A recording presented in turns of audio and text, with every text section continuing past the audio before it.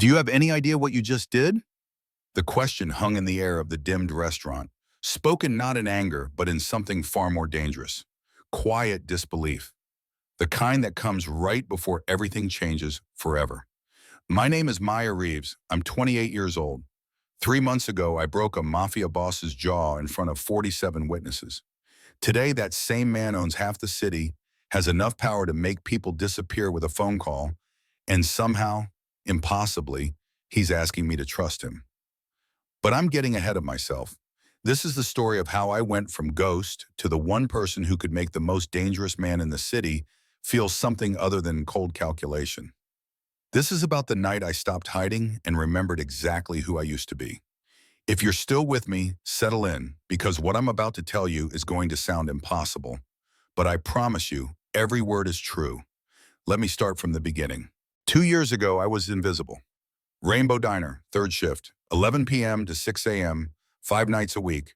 The fluorescent lights hummed overhead like dying insects. The coffee maker gurgled and hissed.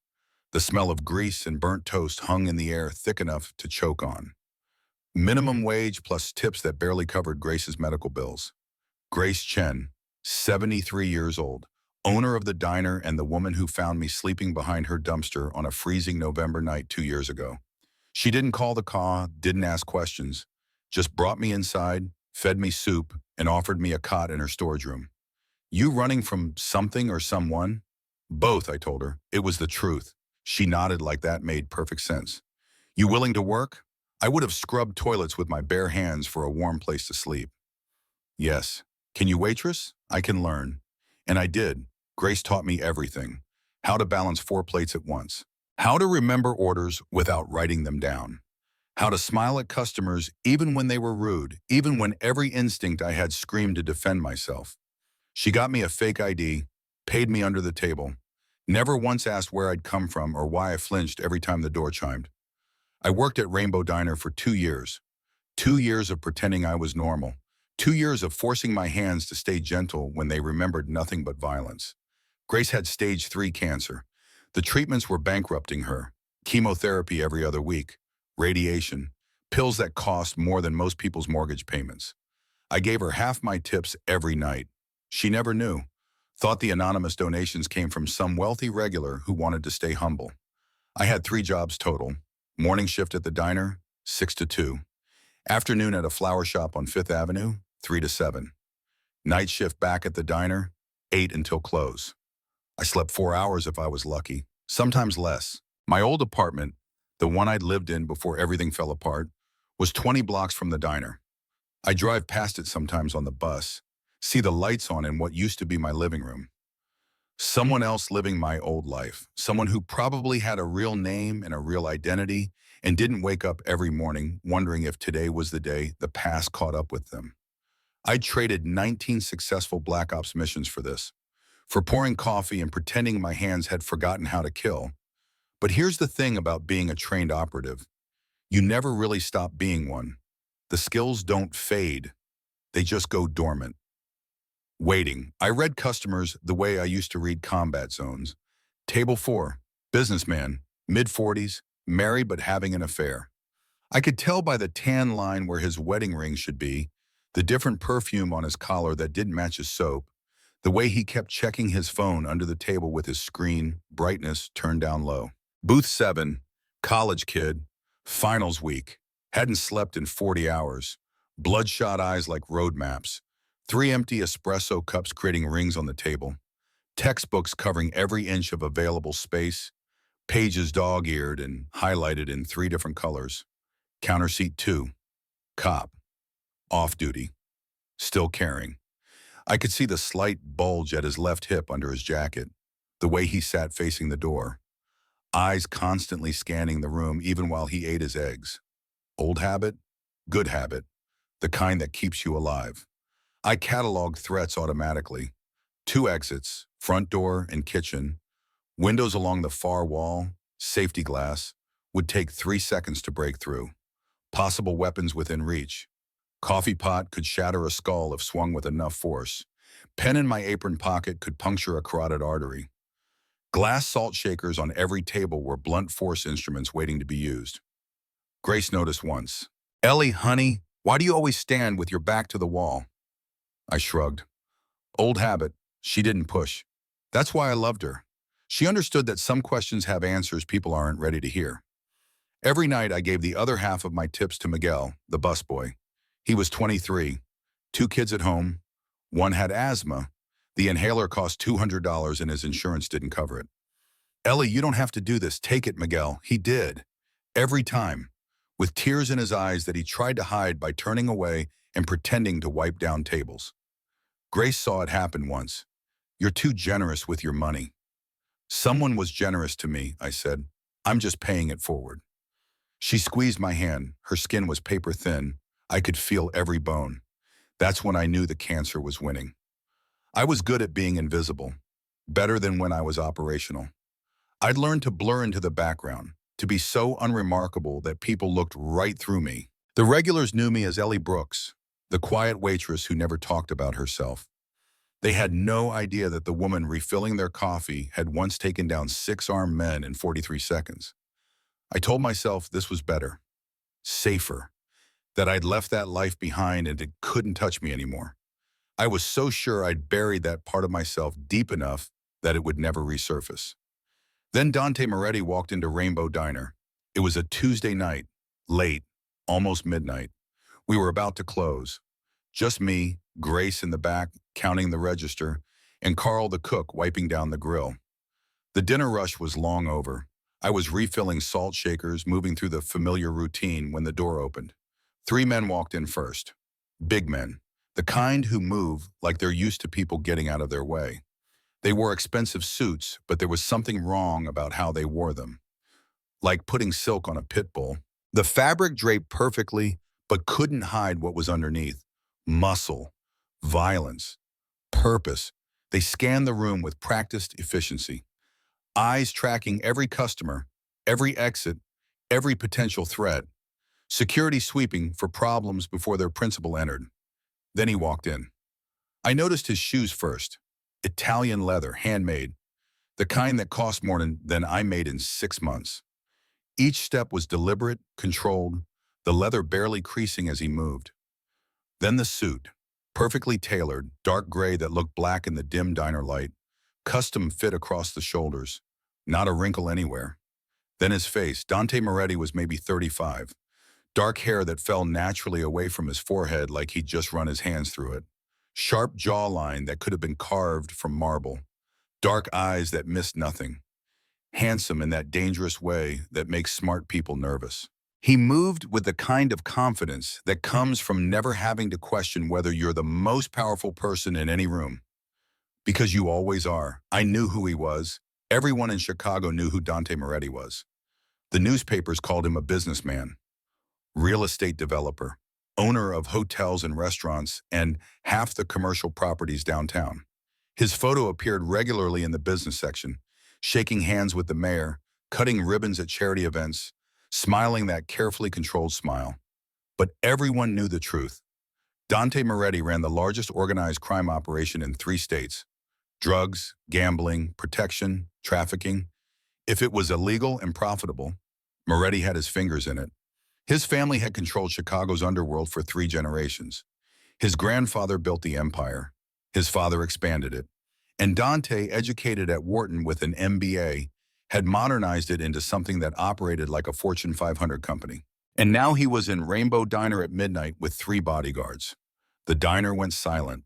The few remaining customers looked up, then quickly looked down. The kind of studied ignorance that comes from survival instinct. Don't see, don't know, don't get involved. Grace emerged from the back. Her face went pale, paper white, like she'd seen a ghost. "Mr. Moretti." Her voice was barely a whisper, but in the sudden silence, it carried. He nodded once, acknowledgement without warmth, then moved toward the corner booth, the one with a clear view of both exits and the kitchen door. Classic security positioning, probably overkill for a diner in the industrial district, but men like Dante Moretti didn't survive by being careless. His guards took positions, one by the front entrance, one by the hallway to the bathrooms. One remained standing near Dante's booth, hand resting casually near his jacket, where a gun would be. I approached. Order pad ready. Professional smile in place. The one I'd practiced in the mirror for 2 years. What can I get you? Dante didn't look at me immediately. He was scrolling through his phone, fingers moving quickly across the screen. Business at midnight or something else. Espresso. Black. We don't have an espresso machine. I can do regular coffee. His eyes lifted then. Dark. Flat. The kind of eyes that have seen too much and feel too little. The kind that evaluate everything in terms of threat level and usefulness. Then why did you ask what I wanted? One of the guards snickered. I kept my expression neutral. Didn't let anything show. I'll get you coffee. I turned to walk away. Wait, I stopped. Something in his tone made my instincts prickle. Not fear. Recognition. The same tone interrogators use right before they get mean. What's your name? Ellie, Ellie. He said it slowly like he was tasting the word, looking for poison. You work here long? 2 years. And you like it? Serving coffee to truck drivers. Cleaning up after people who don't even see you. I met his eyes, held them. It's honest work. Something flickered across his face. Amusement, maybe. Or contempt. With men like him, it was hard to tell the difference. Honest work. He repeated it like it was a foreign concept. He leaned back in the booth, spreading his arms across the top of the seat. Relaxed, in control. You hear that, Marco? She likes honest work. The guard named Marco grinned, professional smile that didn't reach his eyes. That's rare these days, boss. Dante's attention shifted back to his phone. I felt the dismissal like a physical thing. Casual, complete. I was nothing to him. Less than nothing, just another face in a long line of people who existed to serve him. I went to get his coffee. Grace was in the back, bundling cash into the deposit bag. She looked up when I came through the swinging door, saw something in my face. Everything okay out there? Fine. Just some late customers. We're closed, Ellie. We're closed. You can tell them that. They're not the kind of people you tell no. Dorothy's expression tightened. She'd lived in this city long enough to understand what that meant. How many? 4. 1 at the table, 3 standing guard. Guard, her hand stopped moving. Ellie, maybe you should go home. I can handle them. I poured coffee into a white ceramic mug. The liquid was dark, almost black. It had been sitting since the dinner rush, probably tasted like burnt rubber. It's fine, Grace. They'll be gone soon. But my hands were shaking slightly as I carried the coffee back out. Dante was on a call now, speaking rapid Italian. I caught enough to understand he was angry about something. A shipment, delays, someone not following instructions. His tone was cold, controlled, but there was violence underneath it. The kind of violence that didn't need to be loud to be deadly. I set the coffee down carefully. Didn't want to interrupt. Didn't want to be noticed. He ended the call abruptly. Mid-sentence from whoever was on the other end, picked up the cup, took a sip, set it back down. This tastes like burnt dirt. It's been sitting since dinner rush. I can make a fresh pot. Don't bother. He pushed the cup away. How much do you make working here? The question caught me off guard. I'm sorry? How much do you make working here? He spoke slowly now, like I was stupid. Simple question. I don't think that's any of your business. Marco stepped forward, hand moving toward his jacket. Mr. Moretti asked you a question. My body responded before my brain caught up. Subtle shifts that probably no one else noticed. Weight transferring to the balls of my feet. Shoulders dropping half an inch. Hands relaxing at my sides. Combat ready without looking like it. I caught myself. Forced stillness. Forced normalcy. Minimum wage, I said quietly. Dante laughed. Actually laughed. It wasn't a pleasant sound. Sharp, mocking. Minimum wage. You hear that? She makes minimum wage serving coffee that tastes like burnt dirt in a diner that smells like grease and failure. The other guards joined in. Performative laughter. They laughed because their boss found it funny, not because it was actually funny. And you're what? Proud of this? Dante continued.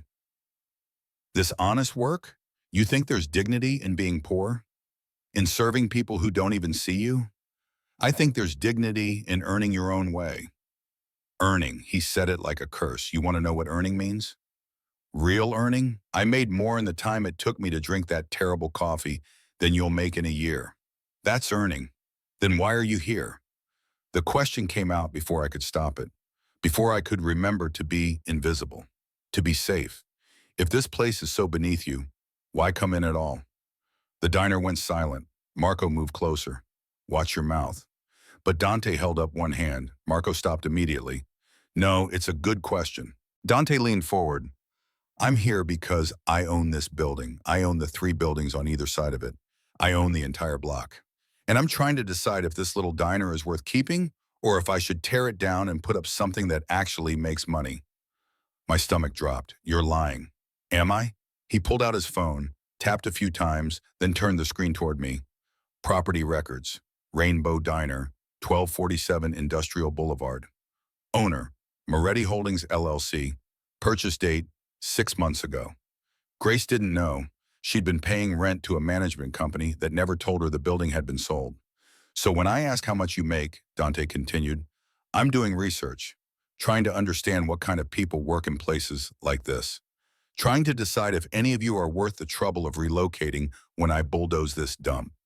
Rage, white hot, sudden. It flooded through me before I could lock it down. Not for me, for Grace, for the woman who'd saved my life. Who'd given me a chance when I had nothing? Who'd built this place from nothing and poured 30 years of her life into it? This isn't a dump. My voice was too quiet, too controlled, the way it used to sound right before a mission went loud. This is Grace's life. She built something here, something real. Real, Dante stood up. He was tall, at least 6'2". He moved around the table, coming closer. You want to know what's real? Money is real. Power is real. Everything else is just people lying to themselves to feel better about being weak. He was standing right in front of me now, close enough that I could smell his cologne. Expensive, probably cost more than my monthly rent. Something woody and dark. The kind of scent that announced wealth and power. You're weak, he said softly. All of you, working your pathetic jobs, pretending you matter. But you don't. You only exist because people like me allow you to exist. Is that what you tell yourself? I asked. That everyone else is weak? So whatever you do to them doesn't count? His eyes narrowed. Be very careful how you speak to me. Or what? You'll tear down the diner? Sounds like you're planning that anyway. Marco grabbed my arm. His grip was tight. Professional, designed to control without leaving marks. You need to apologize to Mr. Moretti, right now. I looked down at his hand on my arm. At the specific pressure points his fingers were creating, at the angle of his wrist. My training cataloged it automatically. Break grip, hyperextend elbow, face first into nearest table, 3 seconds. That's all it would take. But then what? Then I'd be exposed. Then they'd want to know who I was, how I could move like that. Then everything I'd buried for 2 years would come flooding back. So I did nothing, just stood there while Marco's grip tightened. Let her go, Dante said. Marco released me immediately. Dante stepped even closer. We were inches apart now. I could see the stubble on his jaw, the slight scar above his left eyebrow, the absolute lack of empathy in his eyes. I'm going to give you a chance, because I'm feeling generous tonight. You're going to apologize for being disrespectful. You're going to tell me you understand your place, and then you're going to bring me something better than that garbage coffee, and we're going to forget this conversation happened. Every instinct I had was screaming at me to move, to act, to make him regret every word. But I couldn't. I had to be Ellie. Ellie who kept her head down. Ellie who survived by being invisible. I'm sorry. The words tasted like ash, like defeat, like 2 years of running and hiding and pretending. Sorry what? I'm sorry for being disrespectful.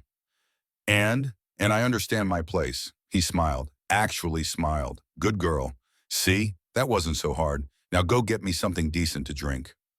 I turned to walk away, every muscle in my body tense, coiled, ready to snap. That's when he spit on me. I felt it hit the back of my neck. Warm, deliberate.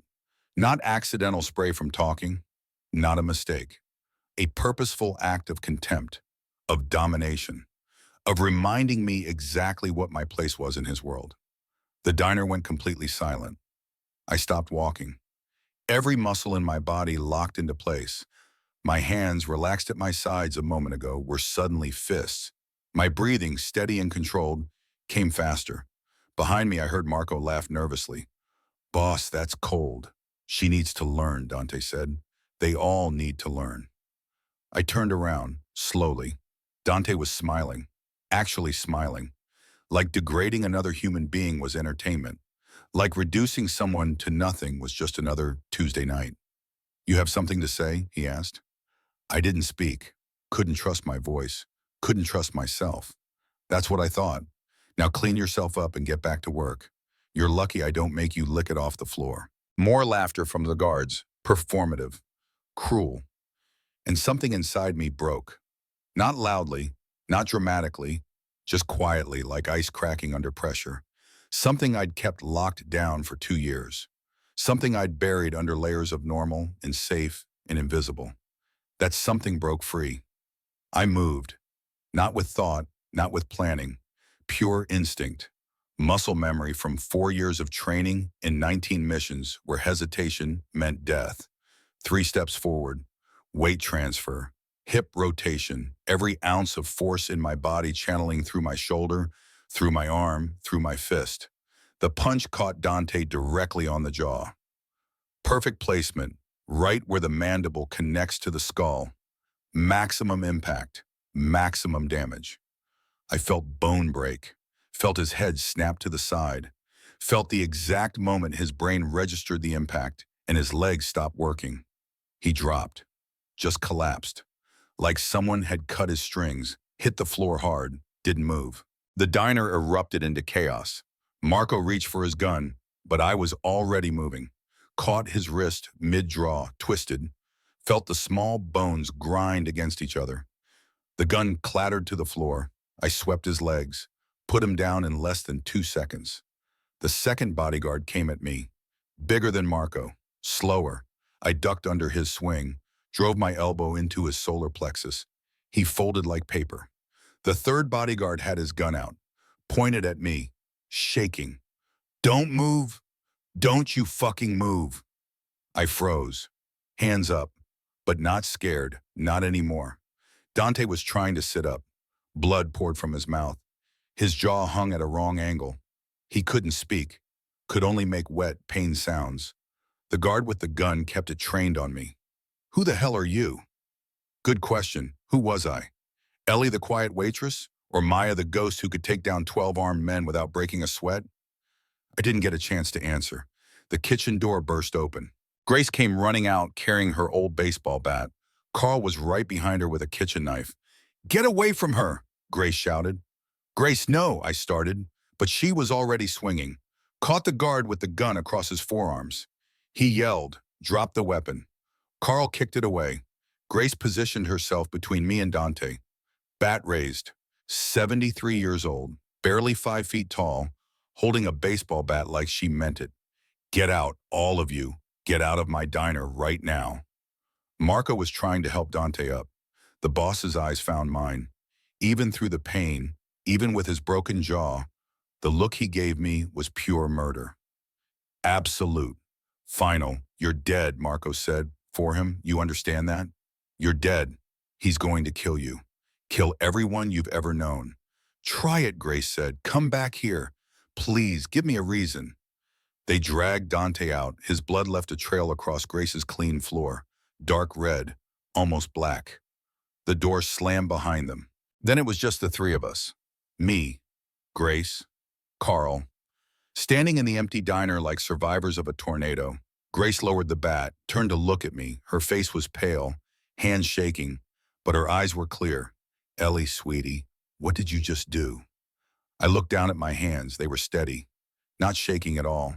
The hands of someone who'd done this kind of thing before. Many times before. I'm sorry, I whispered. Grace, I'm so sorry. She dropped the bat, came closer, grabbed my face with both hands, forced me to look at her. Sorry for what? For defending yourself? For standing up to that animal? For bringing this to your door?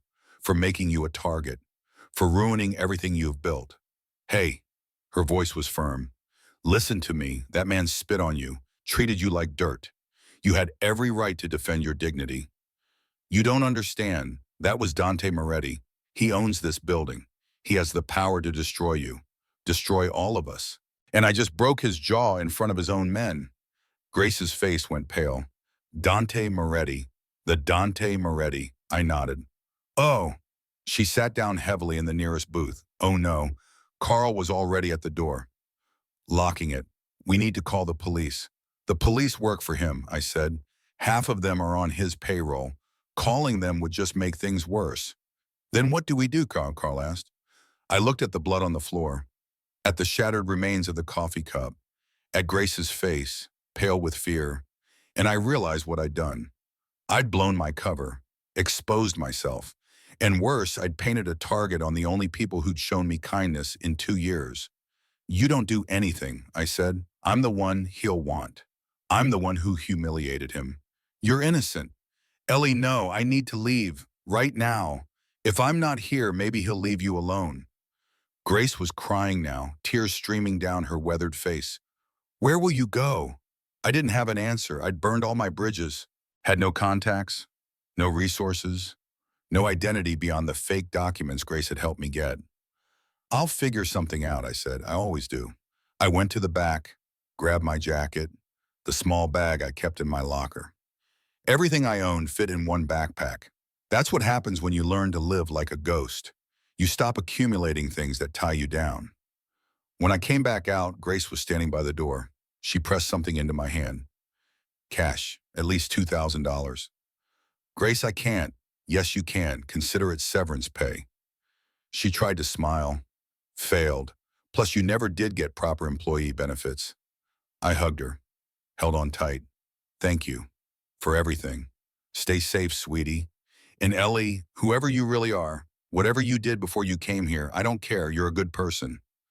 Don't forget that. I left through the back door, into the alley behind the diner. The city stretched out before me, dark and full of shadows. Somewhere out there, Dante Moretti was getting his jaw wired shut and planning his revenge. Somewhere out there, I had a target on my back bigger than any I'd carried during my operational years. But here's what Dante didn't know, what none of them knew. I wasn't afraid. I'd spent 2 years pretending to be weak, pretending to be normal, pretending that the person I used to be was gone forever. But she wasn't gone. She was just sleeping, and now she was awake. I arrived at Silvano's at 8:45. Early, I wanted to scout the territory before walking into whatever trap Dante had prepared. The restaurant was exactly what I expected. Upscale Italian in the heart of downtown. Valet parking, a maitre d' in a tuxedo standing at a polished podium. Through the floor-to-ceiling windows, I could see well-dressed couples dining by candlelight. White tablecloths, crystal glasses. The kind of place where a single bottle of wine cost more than I used to make in a week. I wore black, simple dress that Alex had brought to the loft along with food and supplies, flats in case I needed to run, hair pulled back tight, no jewelry, nothing that could be grabbed or used against me. The gun Alex insisted I take was strapped to my thigh, small caliber, easy to conceal. Not that it would help if Dante wanted me dead. If he did, I was already dead the moment I walked through those doors, but I was counting on something else. Curiosity, pride, whatever quality had made him send an invitation instead of sending assassins. I pushed through the heavy glass door. The warmth hit me immediately, the smell of garlic and wine and expensive perfume. The maitre d' saw me. His expression didn't change, but something flickered in his eyes. Recognition. Ms. Reeves? He knew my real name. Not Ellie. Maya. Yes, Mr. Moretti is expecting you. This way, please. He led me through the main dining room. Couples looked up as we passed, their eyes sliding over me, assessing, then dismissing. Just another woman in a black dress. Nothing special, nothing dangerous. If they only knew. We went up a flight of stairs. The sounds of the restaurant faded, replaced by silence. Heavy, expectant. The maitre d' opened a door at the end of a hallway. Private dining room. Enjoy your evening, Ms. Reeves. The door closed behind me with a soft click, and I was alone with Dante Moretti. He sat at a table set for two, white tablecloth, candles flickering, 2 glasses of red wine already poured. The setup was almost romantic. if you ignored the fact that one of us had tried to kill the other 4 days ago. Dante stood when I entered. His jaw was wired shut. I could see the metal brackets when he moved his mouth. His face was still swollen on the left side, bruising that had faded from purple to a sick yellow-green. He wore another perfect suit, navy this time, but he moved carefully, like every motion hurt. Good. I hoped it did. Maya Reeves, he spoke slowly, words slightly slurred by the wiring. Thank you for coming. I stayed near the door, scanning. 2 exits, the door I'd come through and another behind Dante that probably led to the kitchen. Windows, but we were on the second floor. No fire escape visible. I'm here. Tell me what you want. Direct. I like that. He gestured to the chair across from him. Please sit, I'll stand. He smiled. It looked painful. The door's locked from the outside. My men are stationed throughout the building. 3 in the main dining room, 2 in the kitchen, 1 at each exit. If you try to leave before we're done talking, they have orders to stop you. He paused. Let that sink in. So you might as well be comfortable. He was right. I was trapped. Had been the moment I walked in. I sat down, kept my back straight, hands visible on the table. Posture that looked relaxed but could explode into movement in half a second. Wine, he offered? No. Suit yourself. He lifted his glass, took a careful sip, winced. Drinking isn't easy with this injury. Neither is eating. Or speaking? No, it's not. He touched his jaw gently. Do you know how humiliating it is to have your own doctor wire your jaw shut? To not be able to eat solid food? To communicate like some kind of broken thing? About as humiliating as being spit on, I imagine. His eyes flashed, anger, real anger, but he controlled it, pushed it down. Touché. He set down his glass. That was wrong, what I did. I want you to know that. The apology caught me off guard. I didn't let it show. You want to apologize? After sending men to my apartment? After putting a bounty on my head? After threatening everyone I care about? Yes, he leaned forward. What I did at the diner was wrong. I was testing Grace, seeing if her business was worth keeping. I went too far. Let my arrogance override my judgment. So this is what? You feeling guilty? This is me being honest. Something I don't do often. He paused. But you deserve honesty, because I had you investigated, Maya. After what happened, I needed to know who you were, what you were, and I know everything. Maya Reeves, former intelligence operative, Black Ops, specialized in high-risk extractions and tactical operations, 4 years of service, 19 successful missions, 0 failures. He pulled a folder from beside his chair, slid it across the table. Then you disappeared, burned by your own agency after Mission 20, erased from existence, left to die on the streets of a foreign city. I didn't touch the folder, didn't need to. I knew what was in it. My old life, my old self, everything I tried to leave behind. Where did you get that? I have resources. When someone breaks my jaw, I learn everything about them. Their history, their skills, their weaknesses. He tapped the folder. The question is, why is a former Black Ops specialist working as a waitress in a dive diner? You read the file? You know why. I know the official story, that you went rogue, became unstable, that your handler recommended termination. But I want to hear it from you. I was quiet for a long moment, deciding how much to tell, how much he deserved to know. Mission 20, Istanbul. 4 years ago, I was sent to eliminate a terrorist cell that was planning an attack on a U.S. embassy. Intelligence said the cell was operating out of a residential building. Gave me the green light to use whatever force necessary. I paused, remembered. When I got there, I found 6 civilians, teachers, a doctor, 2 children. The intelligence was wrong or fabricated. I never found out which. But I couldn't kill them, couldn't follow orders that would murder innocent people. So I pulled them out, got them to safety, compromised the mission to save their lives. And your agency burned you for it. My handler did. Richard Castellano. Castle. The man I trusted like a father. He labeled me unstable, said I'd become a liability. The agency erased my identity, froze my accounts, made me disappear. The 6 people I saved were pressured to testify they'd never seen me. It was like I never existed. Dante listened without interrupting, his expression unreadable. So you've been running ever since, 2 years on the streets, 2 years as a ghost. Yes. And you never fought back? Never tried to clear your name? How? I had nothing. No identity, no money, no proof, just my word against the entire intelligence apparatus. I chose survival, chose to disappear. It was easier than trying to fight a war I couldn't win. Dante nodded slowly. I understand that choice. Better than you know. He stood, walked to the window, looked out over the city lights. My father died 6 years ago. Car bomb. I was 29, barely ready to take over the family business. But I had no choice. You don't refuse an inheritance like this. You accept it, or you die. I watched him, trying to understand where this was going. Do you know what it's like, Maya, to inherit violence? To wake up one day and realize you're responsible for an empire built on blood? To know that hundreds of people depend on you for their livelihood, but that livelihood comes from things that would disgust normal people? That sounds like a justification. Maybe it is. He turned back. Or maybe it's context. I didn't choose this life. I inherited it. But I'm trying to change it. Trying to build something better, cleaner, legal businesses, real estate, hotels, construction. I'm trying to transition away from the old ways. Noble, I kept my voice flat. But you still run drugs, still operate protection rackets, still hurt people who don't fall in line. Yes, because you can't just flip a switch. You can't dismantle a criminal empire overnight without starting a war, without getting everyone killed.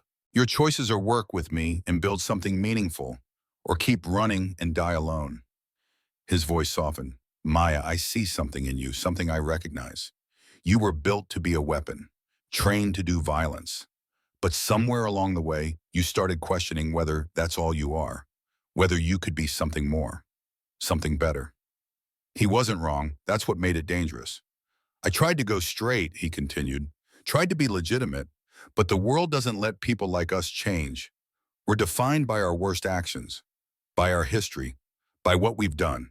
Unless we find someone who understands, who's been broken the same way, who chose to stay broken rather than become something worse. I stood up. This was a mistake. I shouldn't have come.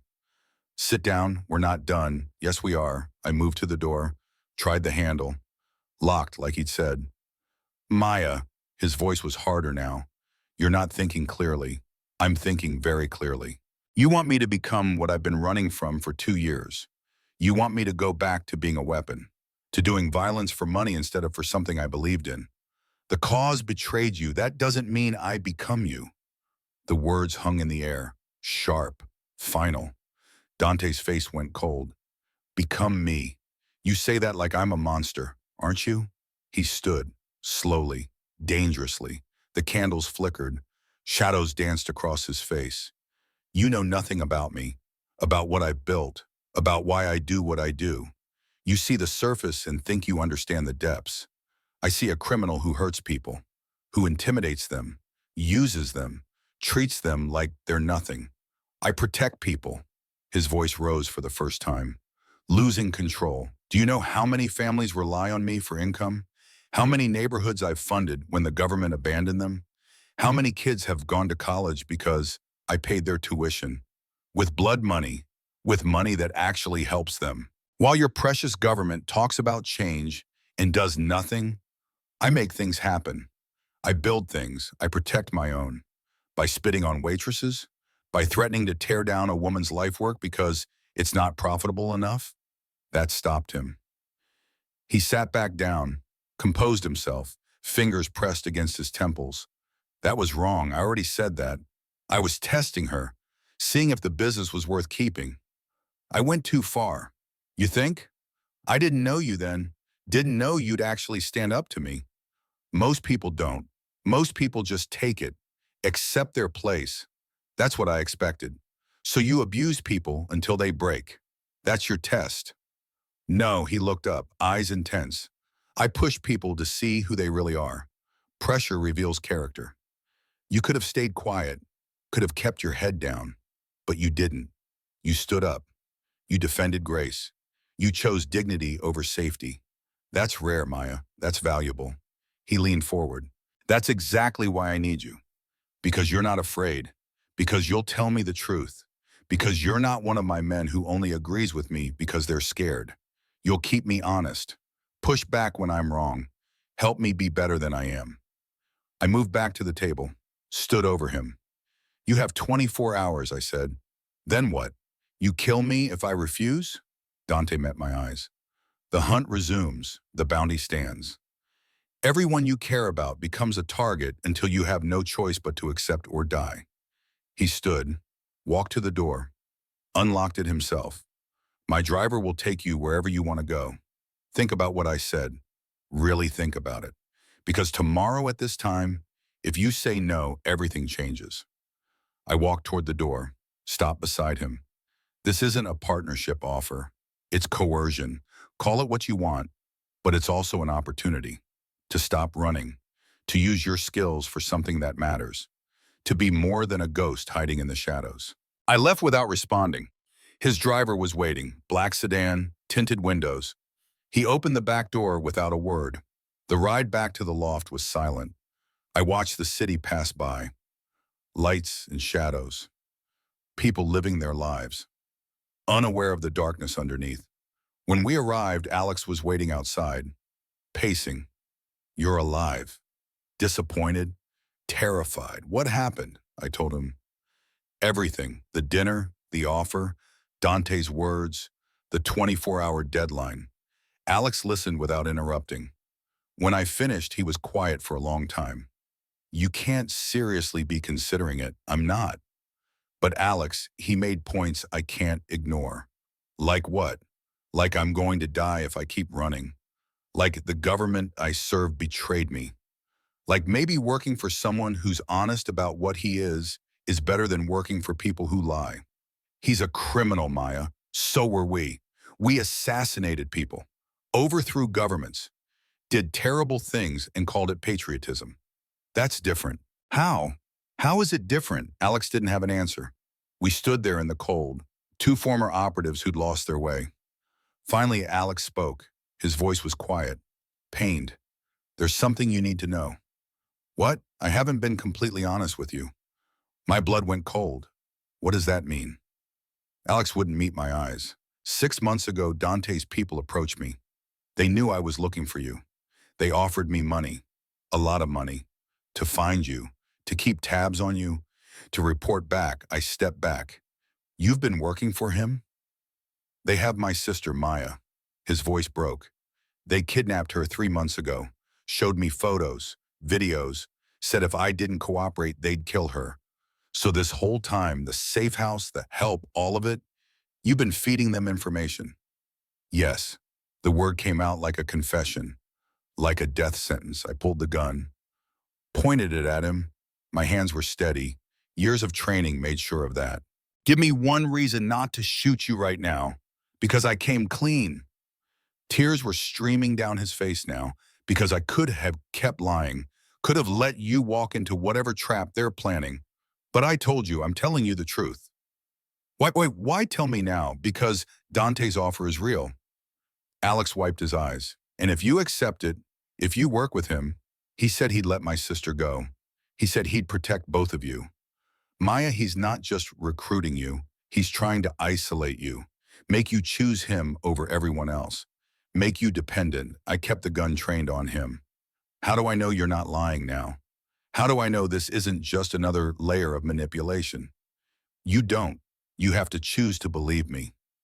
He looked at me directly. But Maya, I swear on everything I have left, I'm telling you the truth now. I should have told you sooner. Should have been honest from the start. But I was scared. I'm still scared. Where's your sister now? I don't know. They move her every few days. I get photos to prove she's alive. That's it. I lowered the gun. Not because I forgave him, but because shooting him wouldn't solve anything. You're leaving, I said. Tonight. Disappear. If I see you again, I won't hesitate. I understand. He pulled out an envelope. This is everything I have on Dante's organization. Financial records, property holdings, known associates. It's not much, but it might help. I took it. Get out, Maya, I'm sorry. For everything, I know. I opened the loft door. Now go. He left. I watched him walk down the street, disappearing into the darkness. Another person I'd trusted, another betrayal. I was truly alone now. Inside the loft, I opened Alex's envelope, spread the documents across the table. Financial records, shell companies, offshore accounts. One name kept appearing. Carlo Moretti, Dante's uncle. The one who died 6 years ago in the same car bomb that killed Dante's father. Except the accounts were still active. Small transactions. Careful. Consistent. Someone was using a dead man's accounts. I spent the next 6 hours analyzing the data, looking for patterns, following the money. At 3 in the morning, I found it. A property deed, purchased 7 years ago, 1 year before Carlo's death. In Mexico, under a shell company name. Then another.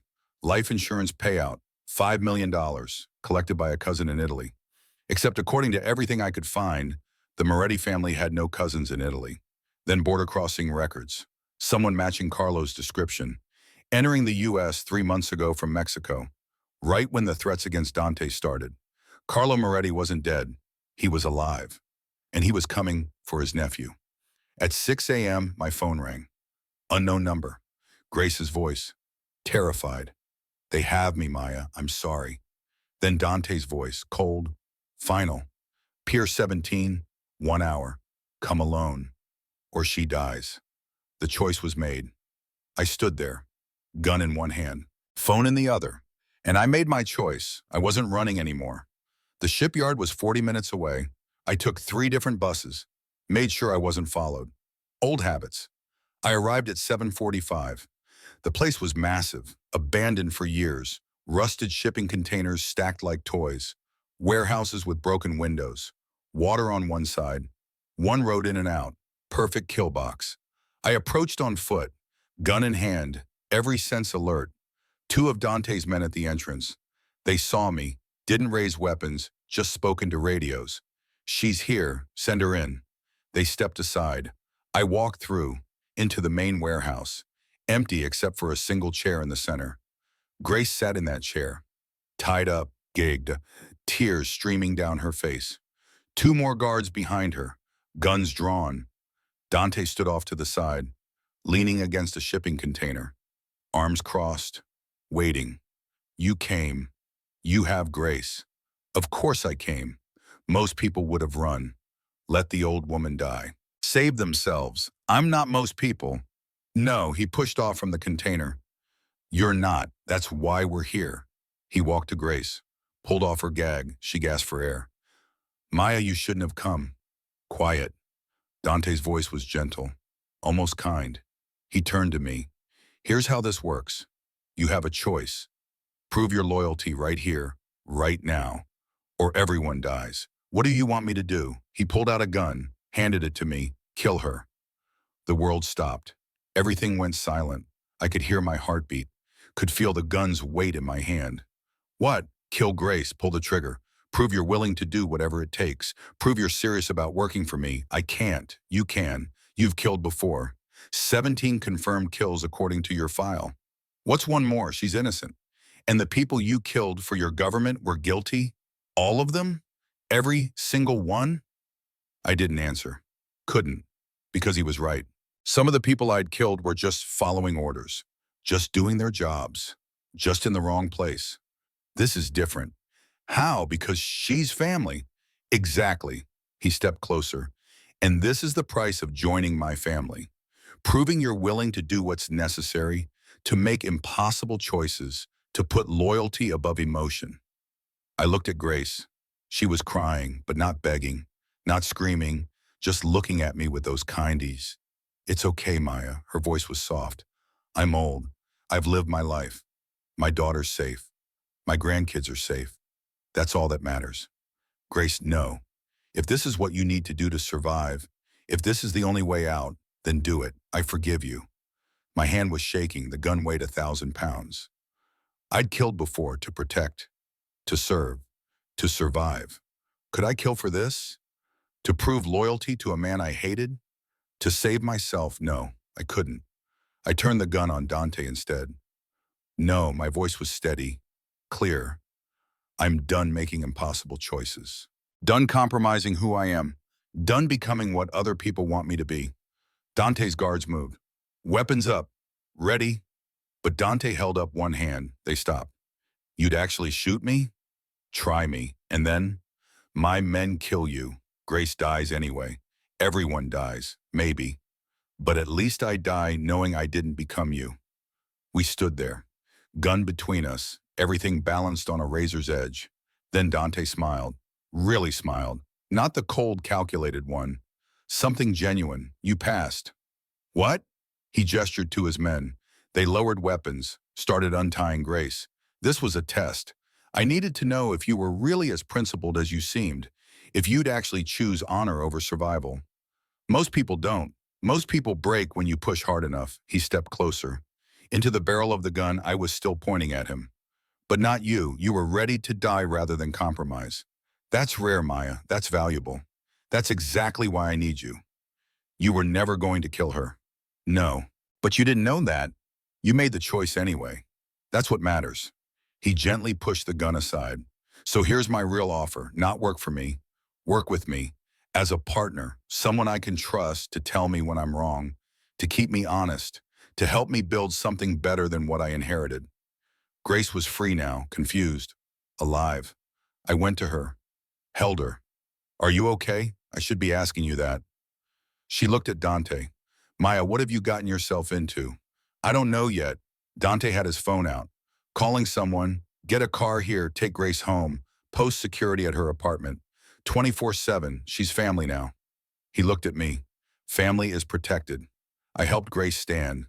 A car arrived minutes later. She hugged me tight before leaving. Be careful, sweetie. The car drove away. Then it was just me and Dante and his men. Now what? I asked. Now we find who's trying to kill me. He gestured to the warehouse. This wasn't just a test for you. It was bait for them. Whoever wants me dead knows I brought you here. Knows I'm exposed. If they're watching, they'll make their move. Who are they? Good question. He pulled out a tablet, showed me surveillance footage. This morning, my office, someone accessed my private files. Financial records, personnel files. They were looking for something. What? My uncle's accounts, Carlo's accounts, the ones that should be closed. I pulled out my phone, showed him what I'd found. The property deed, the life insurance, the border crossings. Carlo's alive. Dante's face went white. No, that's not possible. I identified his body. I held his hand at the funeral. Then someone faked it, because he's alive. And he's here, in Chicago. And I think he's the one who's been trying to kill you. Before Dante could respond, gunfire erupted from the north side of the warehouse. Get down! We dove for cover. Bullets sparked off metal. Glass shattered. Dante's men returned fire. The warehouse exploded into chaos. How many? I shouted. At least 10, Marco called back. Maybe more. They've got us surrounded. Dante was on his phone, calling reinforcements. But they were 20 minutes out. We had maybe 5 minutes before we were overrun. I looked around, calculating. The drainage tunnel, the one I'd used to access this crime scene 3 years ago when I was still working legitimate cases. There's a way out, I said. Drainage tunnel, runs under the perimeter, empties into the bay. Where? I pointed. Northwest corner, behind those containers. Can we make it if we move now? Dante gave orders. Marco and 2 others would provide covering fire. The rest of us would run for the tunnel. On 3, 1, 2, 3. We moved, bullets chasing us. I led the way. Through containers, around debris, every instinct firing. The tunnel entrance was half buried. Rusted grate. I kicked it once. Twice. It gave way. Inside. Now. We dropped through. Into darkness. Water up to our ankles. The sound of gunfire fading above us. Keep moving, I said. 50 yards. Then we're clear. We ran through that tunnel. Cold water. Darkness. Behind us, shouts. They'd found the entrance. Faster. We emerged at the bay. Climbed out. Dante's reinforcements were arriving. Black SUVs. Armed men. The attackers retreated, disappearing into the industrial maze. Dante leaned against a car, breathing hard. That was close. Too close. I looked at him. This isn't over. No, he met my eyes. It's just beginning. Will you help me? I thought about Grace, about being tired of running, about maybe, finally, having a chance to fight back. Yes, but on my terms. We do this my way. He extended his hand. Deal. I took it, and Maya Reeves, the ghost, became something else. Something more dangerous than she'd ever been. A woman with nothing left to lose. The safe house wasn't safe anymore. We both knew that. Dante took me to his real headquarters, not the restaurant, not the public-facing offices downtown, the actual operational center of his empire, a penthouse in the financial district, 40th floor, floor-to-ceiling windows overlooking the city, the kind of view that cost more per month than most people made in a year. His team was already assembled when we arrived. Marco, head of security, his arm in a sling from the shipyard firefight. Vincent, young tech specialist, fingers flying across 3 laptops simultaneously. Thomas, the finance officer, surrounded by papers and tablets. And Olivia, operations manager, the woman who actually ran everything while Dante played figurehead. They all stared at me when I walked in. The woman who'd broken their boss's jaw. The enemy who'd somehow become an ally. This is Maya Reeves, Dante said. She's working with us now. She has my full authority. Treat her accordingly. Marco spoke first. Boss, no disrespect, but she put you in the hospital and proved she has skills we desperately need. Dante moved to the head of the conference table. Moving on, Thomas, show her what you found. Thomas pulled up financial records on the main screen. Shell companies, offshore accounts, transaction histories going back years. These accounts belonged to Carlo Moretti, Dante's uncle, officially deceased 6 years ago in the same car bombing that killed Vincent Moretti, Dante's father. I leaned forward, studying the patterns. The official story is both men died instantly, Thomas continued. Bodies were identified, funerals were held, estates were settled, but look at this. He highlighted a series of transactions, small amounts, 50,000 here, 75,000 there. Always moving, always careful. These transactions started 3 months ago. Someone with access to Carlo's old accounts has been moving money. Slowly, carefully, building a war chest. I pulled out my phone, showed them what I'd found. Property deed in Mexico, life insurance payout to a non-existent cousin. Border crossing records. Carlo's not dead, I said. He faked it. He's been in Mexico for 6 years. And 3 months ago, he came back. The room went silent. Dante sat down heavily. His face had gone pale. That's impossible. I identified his body. I stood at his funeral. I watched them lower his casket into the ground. Olivia spoke up. Her voice was quiet but firm. There's something you need to know. Something I should have told you years ago. Everyone turned to look at her. Your father's death. The car bomb. It wasn't meant for him. What? Dante's voice was barely a whisper. It was meant for Carlo.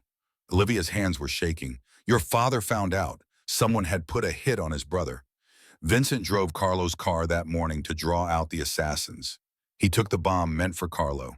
He died to save his brother. How do you know this? Because Carlo told me. 3 days before he supposedly died. He said he couldn't live with the guilt. Said Vincent's sacrifice was too much. Said he was going to end it, but he didn't end it, I said. He faked it. Yes, Olivia looked at Dante. And I think I know why. Why? Because he blamed you. In his mind, if you hadn't been next in line to inherit, if the succession had been different, Vincent wouldn't have been a target. Your existence, your position as heir, that's what got his brother killed. Dante stood up, walked to the windows, stared out at the city. So he's been planning this for 6 years, watching me, waiting, building resources, all to destroy me.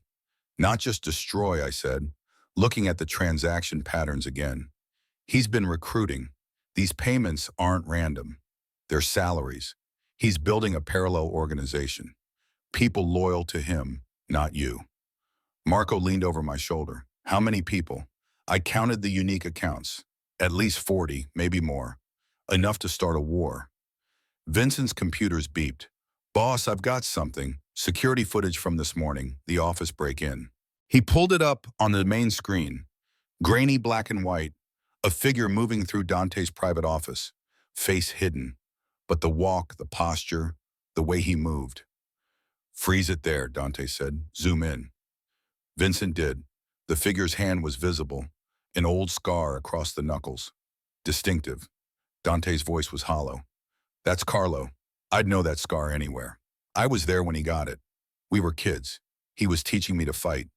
Broke his hand on a brick wall demonstrating a punch. So it's confirmed, Marco said. Carlo Moretti is alive, and he's coming for you. Not just for me.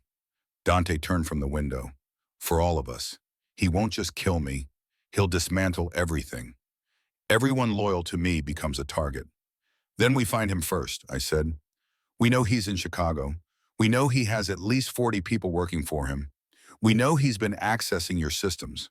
That gives us a starting point. How do we find a ghost? Thomas asked. The same way you find anyone. I moved to the whiteboard, started writing. Follow the money. Track the movements. Find the pattern. Carlo's been careful, but nobody's perfect. He'll make a mistake, and when he does, we'll be ready. Dante looked at me. You've done this before. Hunted people. It's what I was trained for. High-value target extraction. You identify the target's patterns, their habits, their weaknesses. Then you exploit them. How long will it take? I looked at the data, the financial records, the surveillance footage, the transaction patterns. If we work fast, 48 hours, maybe less. Marco shook his head. We don't have 48 hours. If Carlo's making his move, he'll strike soon. Tomorrow, maybe tonight. Then we don't sleep. I looked around the room. Everyone here, this is your full-time job until we find him.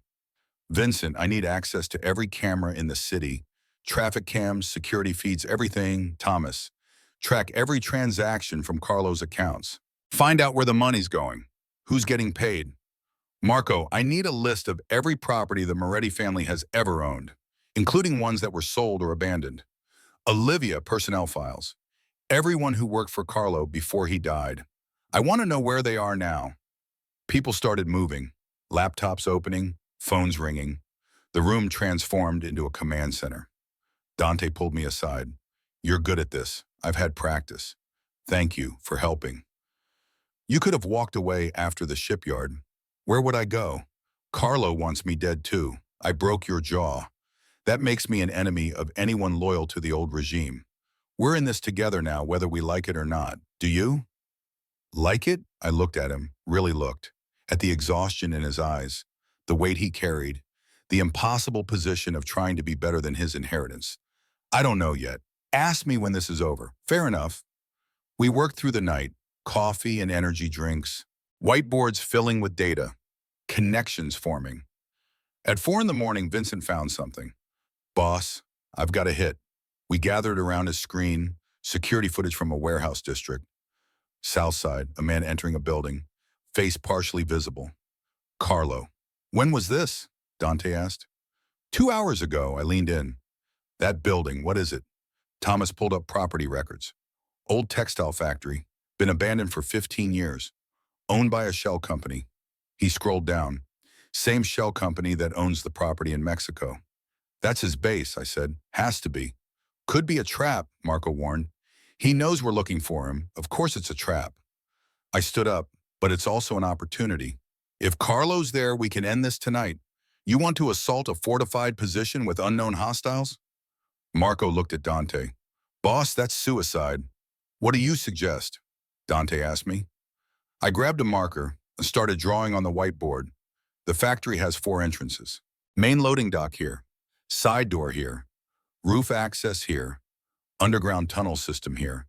How do you know about the tunnels? I investigated a crime scene there 4 years ago. Back when I was still legitimate, body dump. The tunnels connect to the old subway system. Most people don't know they exist. So we use the tunnels, Dante said. Come up from below. We split into 3 teams. I pointed at the map. Team 1 through the tunnels. Team 2 creates a distraction at the main entrance. Team 3 takes the roof. We hit him from all sides simultaneously. When? Marco asked. Now, before he knows we found him, before he can relocate. We have maybe a 2-hour window. Dante looked around the room. Everyone in? His people nodded, one by one. Then let's end this. We assembled in 30 minutes. 20 men total.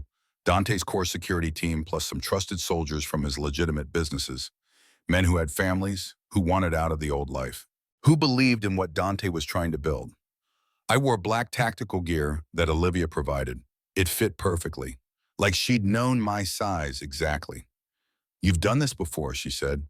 "Prepared for people. It's what I'm good at." She handed me a weapon.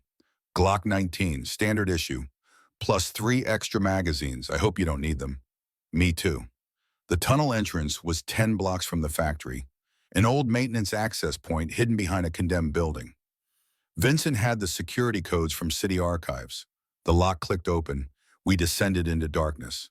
3 teams. I led Team 1, 8 people including me.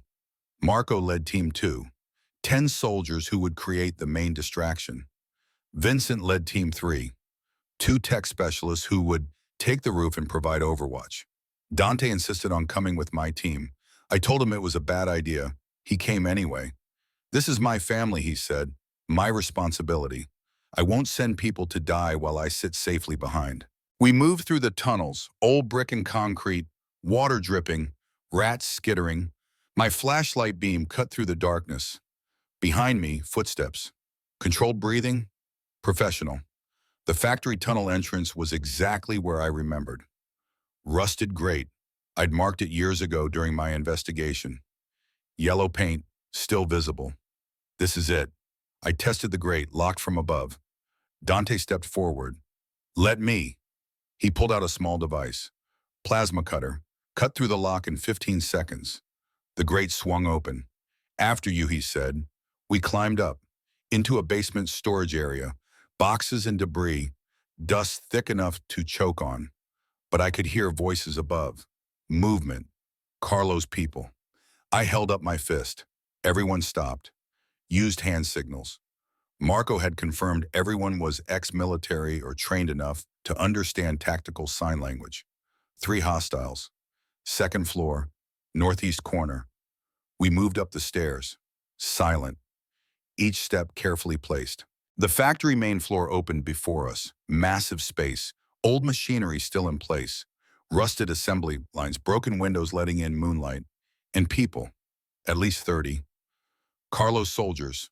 Armed, alert, positioned around something in the center of the room. I raised my scope, zoomed in. Carlo Moretti sat in a chair. Gray hair, older than his photos, but unmistakable. The same sharp features as Dante. The same eyes. He was talking to someone. I couldn't hear the words, but I could see his expression. Calm, confident, like everything was going exactly as planned. Then I saw what he was talking to. Not someone, something. At explosives. Wired throughout the factory. Enough C4 to level the entire building and everything in a 3-block radius. This wasn't just a base, it was a bomb. I signaled Dante, showed him through the scope. His face went pale. "We need to leave," he whispered. "Now, we can't. Those explosives will kill everyone in range, including families in the residential buildings nearby." "So what do we do?" I looked at the setup, the wiring, the detonators. Tried to remember my training. Bomb disposal wasn't my specialty, but I'd had the basics. I can disarm it. But I need time, and I need Carlo distracted. "How long?" 10 minutes, maybe 15. Dante pulled out his radio. Keyed it. "Marco, you ready?" "Ready, boss. Hit them. Everything you've got. Copy that." 3 seconds later, the main entrance exploded. Not with Carlo's bombs, with flashbangs and smoke grenades. Marco's team pouring in. Guns firing. Carlo's men turned, returning fire. The factory erupted into chaos. "Go," Dante said. "I'll cover you." I ran, low and fast, using machinery as cover. Bullets sparked around me. I didn't look back. Didn't think, just moved. Reached the explosives. Dropped to my knees. Started examining the wiring. It was complex. Professional work. Multiple fail-safes. 3 separate detonators. If I cut the wrong wire, everything would blow. I traced the circuits, found the main control box, pulled it open. 10 wires, color-coded, but not standard military colors. Carlo had changed them, made it harder. Think, use logic, follow the current.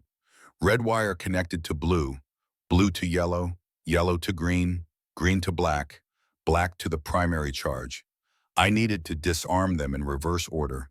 Black first, then green, then yellow, then blue, then red. My hands were steady. Years of training, muscle memory. I cut the black wire. Nothing happened. Good. Cut the green wire. Still stable. Behind me, gunfire. Shouting. The battle raging. I blocked it out. Focused. Yellow wire. Cut. Blue wire. Cut. One left. Red. But as I reached for it, I saw the problem. The red wire had a pressure sensor. If I cut it, the sensor would trigger. Boom. I needed to bypass the sensor first. Pulled out my multi-tool, found the sensor housing, started unscrewing. A bullet hit the machinery next to my head, inches away. I flinched, dropped a screw. Keep working. Don't stop. Sensor housing open. I could see the mechanism now. Simple pressure switch. If pressure dropped, it would close the circuit. Detonate. I needed to maintain pressure while cutting the wire. Looked around, found a piece of metal, wedged it against the sensor, maintaining pressure, then cut the red wire. The detonator light went dark. Disarmed. I exhaled. Didn't realize I'd been holding my breath. One down, two to go. I moved to the second cluster, repeated the process. Same color coding, same pressure sensors, but faster now. I understood the pattern. Second cluster disarmed. The gunfire was getting closer. I looked up, saw Dante fighting 3 men at once. He was good, better than I expected, but outnumbered. I raised my weapon, took aim, 3 shots, 3 targets down. Dante looked at me, nodded, thanks. One more cluster. I ran to the third location, started the process again, but this one was different. The wiring had an extra layer, a tamper switch. If I opened the housing, it would detonate. I needed a different approach. Looked at the power source, battery pack. If I could drain the battery without triggering the switch, the whole system would die. I pulled out 2 wires from my gear, copper, conductive, created a short circuit across the battery terminals. The battery started heating up, draining fast. 30 seconds, 20, 10. The detonator light flickered, then died. All 3 clusters disarmed. I stood up, looked around the factory. The fighting had moved to the upper levels, Marco's team pushing Carlo's men back. Then I saw him, Carlo, moving toward a back exit, trying to escape. Not on my watch. I ran. Full sprint, vaulted over machinery, slid under a fallen beam. My body remembering how to move, how to hunt.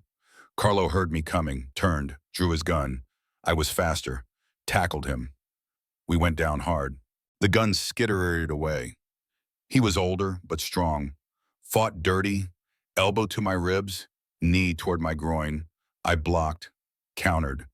Years of training versus years of street fighting.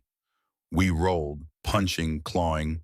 No technique now, just survival.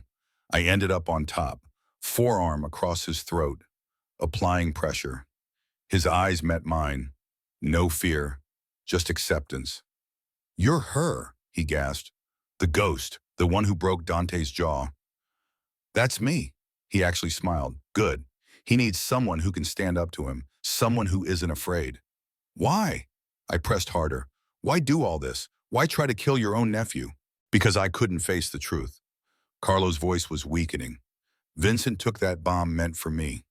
He died because I was the target, because of my enemies, my wars, my mistakes. And I was too much of a coward to accept that guilt. So you blame Dante instead. Easier to hate him than to hate myself. Easier to blame the succession, the inheritance, anything except the truth. That I got my brother killed. That Vincent's blood is on my hands, not Dante's. He coughed, blood on his lips. I spent 6 years building this revenge, telling myself Dante deserved it. But deep down, I always knew.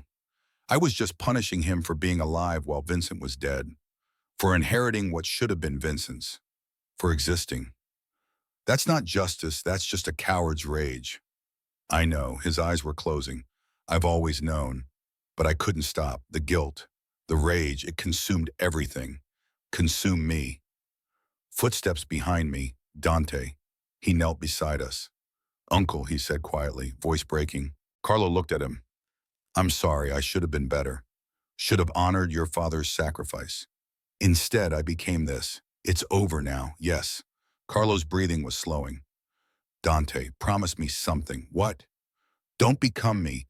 Don't let the guilt and anger turn you into a monster. Build something better. Be better. I'm trying, I know. That's why I could never really kill you. Deep down, I wanted you to succeed, wanted you to do what I couldn't. His eyes closed. Breathing stopped. Dante reached out, closed Carlo's eyes, then stood. Is it done? I asked. Yes. He looked around. The gunfire had stopped. Marco was securing the last of Carlo's men. Vincent was coming down from the roof. Everyone accounted for. It's done. 81, 82, and the price of truth.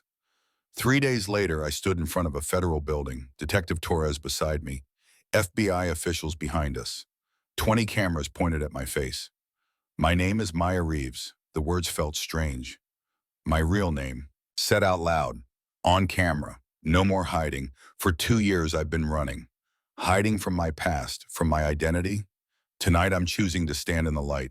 I told them my story, not all of it. The classified parts stayed buried, but enough. Black Ops operative, betrayed by my handler, burned by my agency, forced to disappear. I was approached by Dante Moretti 6 months ago. He offered protection in exchange for help identifying a threat within his organization. Together we uncovered that his uncle, Carlo Moretti, thought dead for 6 years, had returned to destroy everything Dante had built. Torres stepped forward. The FBI has been monitoring this situation. Based on Ms. Reeves's cooperation and Mr. Moretti's willingness to provide testimony about Carlo's network, we're offering Ms. Reeves full immunity. Mr. Moretti will face charges for previous activities, but we're recommending reduced sentencing given his cooperation in stopping a gang war that would have killed dozens. The reporters erupted with questions. I answered what I could, calmly, professionally. When it was over, Dante was waiting by a car. Federal marshals on either side. He'd be going into custody. Trial in 3 months. Likely sentence, 5 years with time served. His organization would transition to legitimate operations under Olivia's management. That was the deal. You didn't have to do this, he said. Could have walked away clean. We both know that's not true. You needed someone to verify your story, and I needed to stop running. 5 years. Could be worse. You'll still be young when you get out. Still have time to build that better thing you wanted. He smiled. Tired, but genuine. Will you visit? Maybe, if the coffee in prison is better than Grace's. That made him laugh. First real laugh I'd heard from him. Nothing's worse than Grace's coffee. The marshals led him away. I watched the car disappear into traffic. Torres stood beside me. You okay? Yeah, I was. For the first time in years, I really was. I'm done being a ghost. Good. She handed me a folder. Because I have 6 cases that need your skills. If you're interested. I took it. Let's see them. Detoile 90 epilogue. 6 months later, I sat in Rainbow Diner, rebuilt, reopened. Grace had fought to restore it exactly as it was. Same layout, same menu, same coffee that tasted slightly burnt. She was behind the counter, healthier now, the cancer in remission. Medical bills paid. She never asked how, just accepted it. New regulars were filing in, morning shift starting, life continuing. The door opened. Dante walked in. He did this twice a week now, Tuesday and Thursday mornings, always the same booth, always ordered the same thing, coffee, black. I walked over, poured without asking. Morning, I said, morning, Maya. He looked different, lighter somehow. The weight he'd carried for so long had lessened. Not gone, but manageable. In 6 months, he'd sold off half the illegal operations, transitioned them to legitimate businesses. It was slow work, dangerous work.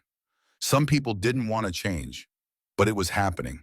I'd helped, using my old skills in new ways, negotiating with rival families, mediating disputes, finding compromises that didn't require violence.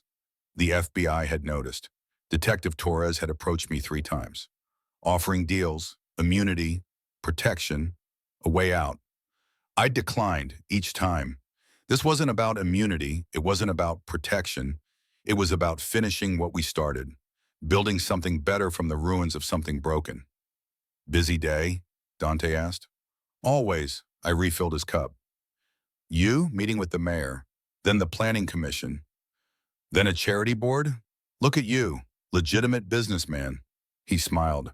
It's strange, I spent years wanting this. Now that I have it, I'm not sure I know how to be normal. Nobody's normal, we're all just pretending. Grace came over. Squeezed my shoulder. You two want breakfast?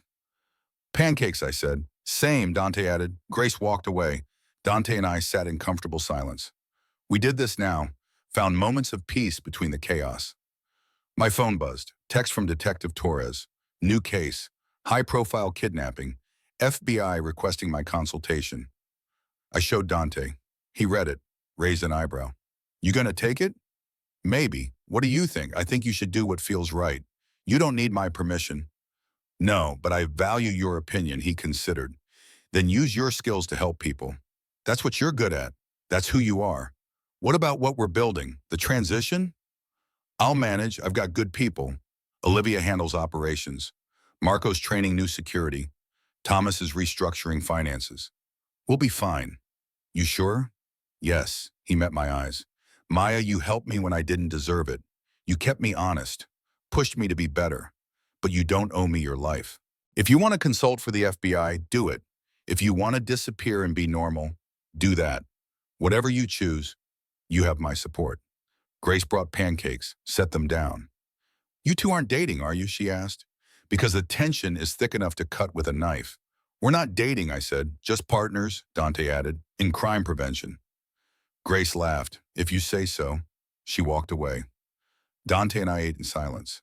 The diner filled up around us, people living their lives, unaware of the darkness we'd walked through to get here. I've been thinking, I said, about what happened, everything with Carlo, the choices we made. And I'm not sure we did the right things. We broke laws, hurt people, compromised principles. But we saved more people than we hurt. Stopped a war before it started. Built something better from the ruins. Does that make it right? Dante set down his fork. I don't know. I think maybe right and wrong aren't as clear as we want them to be. I think maybe we're all just doing our best with impossible choices. That's not comforting, no, but it's honest. I thought about that. About Istanbul. About the 6 people I'd saved. About Castle's betrayal. About 2 years running. About breaking Dante's jaw. About everything that had led me here. I'm going to take the FBI case, I said. But I'm not leaving. I'll consult. Help them when they need my skills. But I'm staying in Chicago. Why? Because this is home now. Because Grace needs me. Because you need someone to keep you honest. And because I'm tired of running. Good. He smiled. Then it's settled. You're officially a legitimate consultant who occasionally helps a reformed criminal stay on the straight and narrow. Something like that. Grace brought the check. Dante reached for it. I grabbed it first. My turn. You paid last time. And I'm paying this time. Deal with it. He raised his hands in surrender.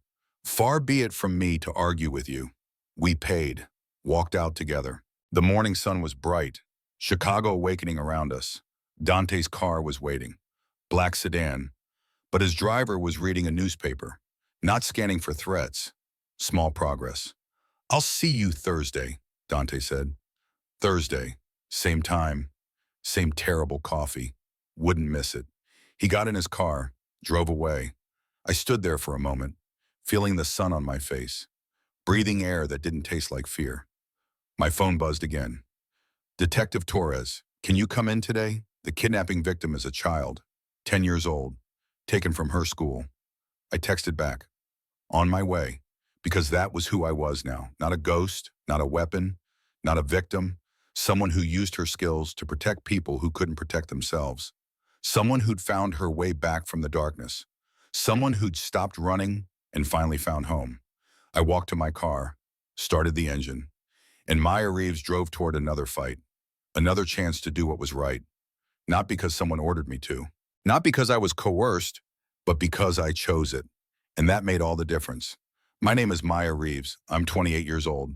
I used to be a ghost, a weapon, someone with no identity, no purpose, no home.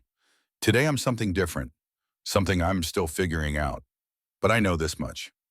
Courage isn't just standing up and fighting. Sometimes courage is letting people in, trusting again after betrayal, building something after everything's been destroyed. Dante Moretti asked me once if I regretted breaking his jaw. I don't, because that punch wasn't just self-defense. It was me refusing to disappear, refusing to be invisible, refusing to let someone make me feel small. It was me choosing to exist, loudly, violently, undeniably. Carlo chose revenge. It consumed him. Castle chose betrayal. It defined him. Alex chose fear. It trapped him. I chose to stand, even when it was terrifying, even when it cost everything. And Dante, he chose to try, to be better than his inheritance, to build instead of destroy. We're both still learning, still making mistakes, still figuring out how to be good people in a world that doesn't make it easy. But we're trying, together. Grace once told me that sometimes the bravest thing you can do is stay. Put down roots, let people in, risk getting hurt again. She was right. I'm not running anymore. I'm not hiding. I'm not pretending to be someone I'm not. I'm Maya Reeves, former Black Ops operative, current FBI consultant, friend to a reformed Mafia boss, daughter figure to a 73-year-old diner owner who saved my life. I'm flawed, complicated, sometimes violent, always trying to be better. And I'm finally, after 2 years of being invisible, learning to be seen. If you've stayed with me through this entire story, thank you. Drop a comment below. Tell me where you're from. Tell me about a time you chose to stand instead of run, because we all face those moments. When running seems easier, when giving up seems smarter, when staying feels impossible. But staying is how we build lives worth living. Staying is how we become more than survivors. Staying is how we become who we're meant to be. My name is Maya Reeves, and I am done being a ghost. Choose bravely, choose honestly, and remember, you're one decision away from a completely different life. Make it count.